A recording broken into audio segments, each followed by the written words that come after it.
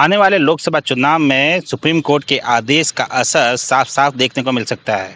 हम बात कर रहे हैं सुप्रीम कोर्ट द्वारा एक आदेश पर इलेक्ट्रल बॉन्ड जो राजनीतिक पार्टियों को चंदा दिया जाता है। हमारे साथ में आम जन लोग हैं, उनसे जानते हैं कि इलेक्ट्रॉनिक बॉन्ड पर जिस तरह से सुप्रीम कोर्ट ने रोक लगाई है और इलेक्शन कमीशन को 13 मार्च तक वेबसाइट पर सारी जानकारी देने का जो आदेश दिया गया है, उससे आने वाले चुनाव में क्या असर पड़ सकता है, पूरी जानकारी आम जन क्या सोचते हैं। क्या भाई साहब आप क्या सोचते हैं, जिस तरह से सुप्रीम कोर्ट का आदेश आया है इलेक्ट्रॉनिक बॉन्ड को, जिस तरह से राजनीतिक पार्टियों को करोड़ों रुपए, हजारों करोड़ का चंदा मिलता है, अब वो सारा कुछ बताना पड़ेगा। क्या सोचते हैं आने वाले चुनाव में किस तरह से असर पड़ेगा? चुनाव पर असर पड़ना वाजिब ही है, क्योंकि जो धन बल का जो दुरुपयोग हो रहा था उस दुरुपयोग पे भी रोक लगेगी। और जैसे 2017 में भारतीय जनता पार्टी ने पॉलिसी निकाली थी इलेक्ट्रो बॉन्ड की, उसके माध्यम से काफी उद्योगपति थे जो अपना पैसा सेव करने में लगे थे एसबीआई के अंदर। उसमें 1000 से लेकर 1 लाख 1 करोड़ तक के डोनेशन दिया जाता था। तो जानकारी सार्वजनिक नहीं हो पाती थी। और उसके उपरांत जब उसमें एक समय सीमा भी दी गई थी कि समय सीमा उपरांत वो व्यक्ति अपना पैसा वापस भी निकाल सकता है। लेकिन सुप्रीम कोर्ट ने जो ऐतिहासिक फैसला दिया है कि जो भी व्यक्ति पैसा देता है या बॉन्ड खरीदता है तो उसकी जानकारी सार्वजनिक रूप से आम जनता के बीच में आनी चाहिए। ये सूचना के अधिकार तहत भी हर आम आदमी का एक अधिकार है।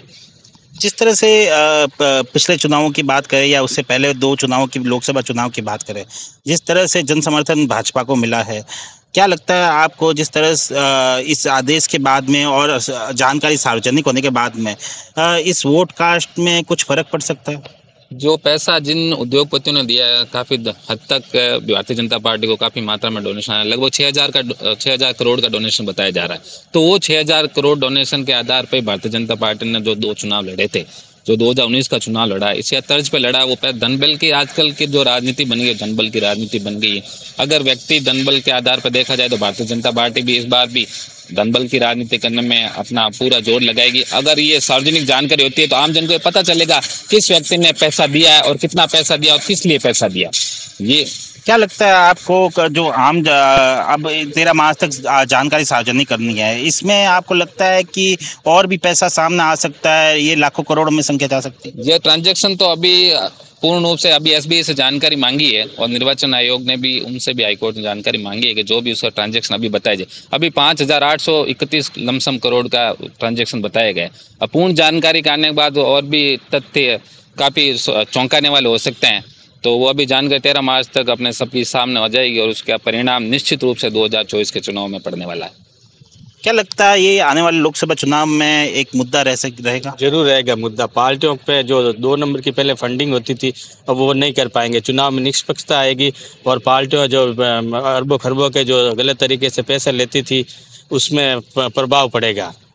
क्या लगता है कि आपको कि जिस तरह से पार्टी को फंड मिलता है और एक तरह से जानकारी सामने नहीं आ पाती है, तो वोटर्स जो है, अब जब जानकारी सामने आएगी तो वोटर्स का डिसीजन और पारदर्शी हो पाएगा? चुनाव में जैसे कि अब इलेक्ट्रल बॉन्ड पर बैन लगेगा, जो पैसा आएगा उससे पारदर्शिता बढ़ेगी।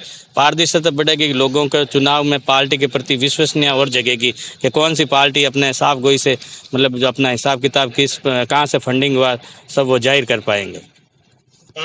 आने वाले लोकसभा चुनाव में आप किस तरह असर देखते हैं पूरे इस फैसले को लेकर?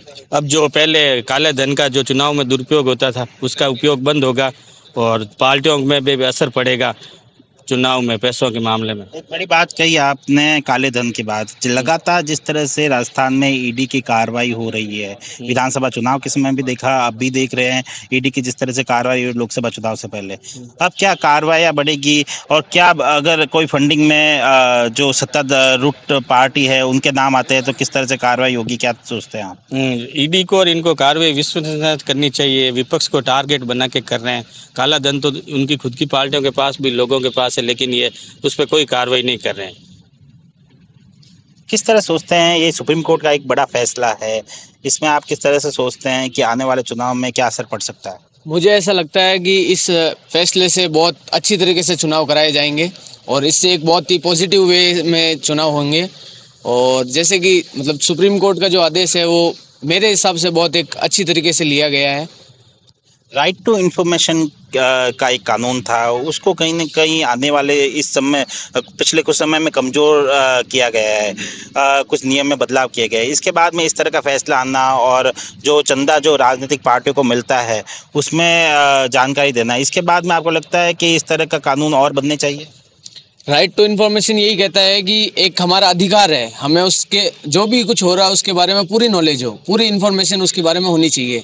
और जैसे कि फंडिंग होती है, फंडिंग में जो भी फंडिंग मिलती है सरकार को या फिर पार्टी को, उसके बारे में हमें कोई नॉलेज नहीं होती, कितना फंड आ रहा है, कितना जा रहा है, या कहाँ यूज़ हो रहा है, कहाँ नहीं यूज़ हो रहा है। ये एक बहुत बड़ा मुद्दा है, बहुत काफ़ी टाइम से चला आ रहा है राइट टू इन्फॉर्मेशन का, कि जो कि अब तक हमारे पास उसकी इन्फॉर्मेशन नहीं मिल रही थी, फंड कहाँ यूज़ हो रहे हैं या कहाँ नहीं यूज़ हो रहे हैं, सही जगह से यूज़ हो रहे हैं या सही जगह पे यूज़ नहीं हो रहे हैं। अब जो ये सुप्रीम कोर्ट का ऑर्डर आया है, इससे हमें मतलब राइट टू इन्फॉर्मेशन एक करेक्ट पोजीशन में, करेक्ट वे में जाएगा।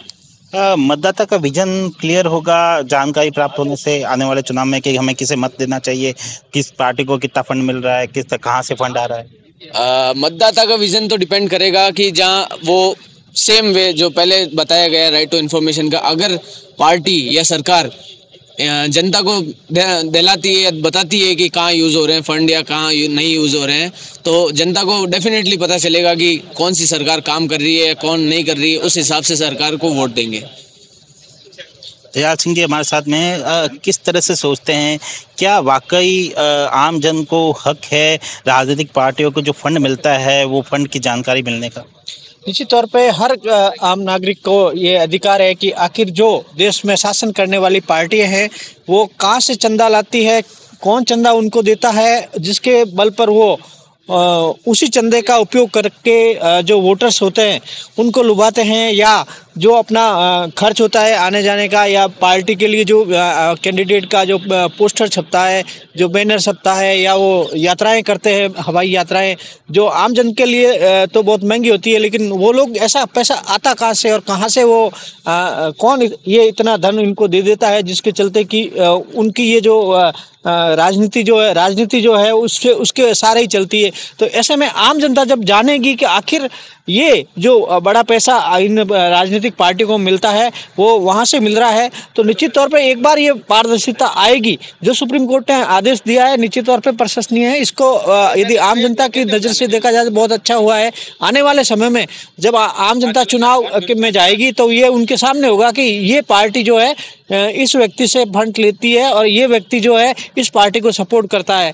तो निश्चित तौर पे ये आम जन में पारदर्शिता, ये जो है आम जन को जो वोट देते वक्त ये याद रहेगी कि ये इस आदमी के पैसे से इस पार्टी ने चुनाव लड़ा है, इस तरह का ये पैसा है, कैसा पैसा है, ब्लैक मनी है, क्या है, ये सब भी जब कोई चंदा देगा तो उसका खुलासा होगा कि ये इतना चंदा दे रहा था, आखिर इतना पैसा चंदा देने के लिए इसके पास है तो क्या ब्लैक मनी इसके पास है नहीं। तो इसमें जो सरकारी एजेंसीज है वो उन जो चंदा देने वाली कंपनियों हैं उनके खिलाफ जो भी उनका हिसाब किताब है पूछ पाएगी, और निश्चित तौर पर देश में जो एक तरह का जो ब्लैक मनी इधर से उधर होती है उसमें भी रोक लगेगी। और इस तरह की जो पार्टियों को जो फंड दे दे के जिस तरह से इतना बड़ा जो मतदाताओं को लुभाती है पार्टी है वो नहीं कर पाएगी। तो निश्चित तौर पर एक बार एक अच्छा व्यक्ति चुन के आएगा तो देश में जो अच्छा शासन होगा।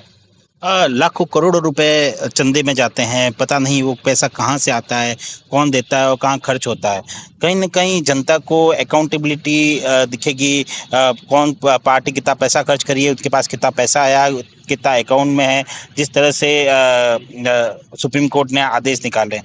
क्या लगता है ये एक तरह से मतदाताओं के हित में है? निश्चित ही मतदाता और आम जनता सबके लिए हित में। मतदाता के हित में इसलिए है कि मतदाता को ये पता चलेगा कि इस पार्टी ने यहाँ से चंदा लिया है, इसने इसको चंदा दिया है, और ये जो पार्टी चंदा लेके जो पैसा खर्च कर रही है वो खर्च अपनी जेब से ना करके किसी और की जेब से कर रही है, तो वो निश्चित तौर पे वो व्यक्ति चंदा दे रहा है तो इन पार्टियों से वो अपने काम भी निकलवाएगा।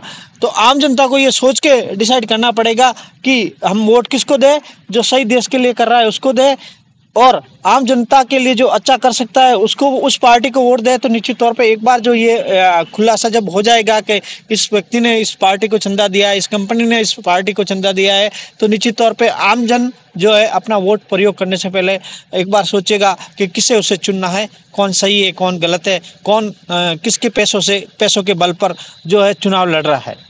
पार्टी पैसा खर्च करती है, शक्ति प्रदर्शन करती है, चुनावों में बड़ी बड़ी रैलियां निकाली जाती है, भव्य स्वागत होता है, बड़ी रैलियां होती है, बड़े टेंट लगते हैं, एक भव्य आयोजन सा किया जाता है, लोगों को लाया जाता है, बड़ी जनसभा को संबोधित किया जाता है और वोटर को इन्फ्लुएंस किया जाता है। पर जो पैसा है वो तो आम जनता का है और आम जनता को इससे कुछ ना कुछ विजन क्लियर होगा आने वाले का कि हमारा पैसा कहाँ लग रहा है। निश्चित तौर पे ये विजन भी क्लियर होगा। तो साथ साथ ये जो टैक्सेस की चोरी करके पैसा ही दिया जाता है, जहाँ तक सुना जाए तो टैक्सेस चोरी और कुछ टैक्सेसों के बचने के लिए जो ये गुप्त बॉन्ड पिछले कई समय से इन पार्टियों को मिल रहे थे, कोई बॉन्ड बनाता लाके देके और चला जाता और पार्टी उससे केस करा के उस पैसा का जो है मतदाता को लुभाने में या पार्टी के फंड जो कैंडिडेट होते हैं उनको देने के लिए और सारे जो लोगों को लुभाने के लिए इसी धन का प्रयोग करती हैं। तो निश्चित तौर पे अब जो ये एक बार जो कोई देने वाला होगा गुप्त फंड, तो वो भी सोचेगा कि मुझे देना है या नहीं देना है। तो निश्चित तौर देखेंगे, अभी आप ये फैसला आज आया है, तो इसके बाद अब जो रणनीति जो राजनीतिक पार्टियों की रहेगी, अब किस तरह से और पैसा किस तरीके से वो ले सके चंदा, ये गलियां निकालने की कोशिश की जाएगी, क्योंकि अब वो इस इलेक्ट्रो बोर्ड से तो वो पैसा ले नहीं पाएंगे, तो अब दूसरे तरीके सोचने शुरू कर देंगे।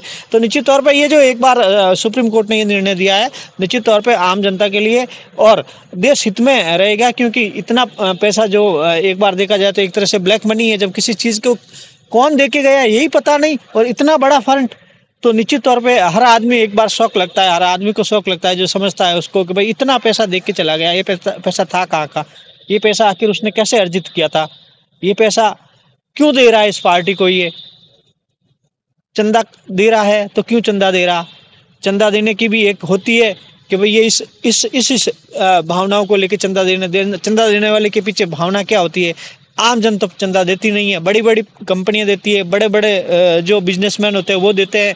तो निश्चित तौर पे उनको ऐसा क्या इस सरकार से काम है जो इतना चंदा उनको दे रही है। तो निश्चित तौर पे इस तरह की जब बात आती है तो आम जन में एक बार विश्वास और सुप्रीम कोर्ट और सरकारों को ईमानदारी से काम करने के लिए जो प्रतिबंध ये कह सकते हैं एक तरह से जो इस तरह के निर्णय से आते हैं, तो निश्चित तौर पे जो आने वाले समय में देश में जो है ब्लैक मनी और इनका जो भ्रष्टाचार का जो बोलबाला है वो खत्म होने की ओर जाएगा और जो नेता भी चुन के आएगा वो इस तरह का चुन के आएगा जिसके साथ सभी हो। और ऐसे में यदि कोई पार्टी गुप्त तरीके से कोई ऐसे चंदा लेती है तो निश्चित तौर पर उसकी साख गिरेगी, तो आम जनता उसको निश्चित ही नहीं चुनेगी। जिस तरह से सुप्रीम कोर्ट ने एक आदेश निकालते हुए आपने टिप्पणी की है कि राजनीतिक दुश्मनी नहीं हो इसलिए कंपनियों का नाम ना बताया जाए, इसके ऊपर क्या कहेंगे? कहीं राजनीतिक दुश्मनी हो कि किसी को पता चला कि ये कंपनी इतना इस पार्टी को फंड दे रही है तो दूसरी विपक्षी पार्टी है जो उससे दुश्मनी निकाली, इसके ऊपर आप क्या कहेंगे? जैसा कि अब मेरे पूर्व साथी बता रहे थे कि भाई जो कंपनी है चाहे व्यक्ति हो उसका डाटा है जो शो होना चाहिए, इसलिए शो होना चाहिए ताकि लोगों को पता चले इस कंपनी, चाहे कोई भी कंपनी हो, चाहे कोई भी फर्म हो, चाहे भी कोई भी व्यक्ति हो, अगर किसी व्यक्ति द्वारा फंड दिया जाता है तो उसका कहीं ना कहीं वो अपने उपयोग के लिए करता है। हर व्यक्ति आज पे स्वार्थ के रिश्ते से जुड़ा हुआ आता है। अगर वो फंडिंग कर रहा है तो जब सरकार सत्ता में आती है तो जैसे 1 करोड़ डोनेशन देता है वो कोशिश ये करे 2-2.5 करोड़ तो कमाया जाए। हर व्यक्ति और हर फर्म, ये कंपनी, इनका काम ही मुनाफा कमाना है, तो कहीं भी वो इन्वेस्ट करेगी तो अच्छे के लिए करेगी, अपने अच्छे के लिए करेगी, चाहे उसका चुनाव परिणामों पर चाहे दुष्परिणाम हो, चाहे कोई भी व्यक्ति पे किसी तरीके का परिणाम उनको कोई फिक्र नहीं होती। वो सिर्फ ऐसी पार्टी को फंडिंग करती है जहाँ से वो बेनिफिट उठा सकते हैं और जब तक ये रहेगा तो भ्रष्टाचार को बढ़ावा मिलता रहेगा। तो हम आज जो सुप्रीम कोर्ट का फैसला है उसका हम स्वागत करते हैं और भविष्य में भी हम यही आशा रखते हैं सुप्रीम कोर्ट इसी तरीके से जनहितैषी फैसले लेते रहे। सुप्रीम कोर्ट का आदेश आ चुका है, हालांकि 13 मार्च तक समय दिया गया है। इसके बाद में इलेक्शन कमीशन को राजनीतिक पार्टियों को मिलने वाली सारी फंडिंग सार्वजनिक करनी होगी और वेबसाइट पर जानकारी देनी होगी। इससे आने वाले लोकसभा चुनाव में किस तरह का असर देखने को मिलता है वो आने वाला समय ही बताएगा। सुमित देवड़ा, TV9 जोधपुर।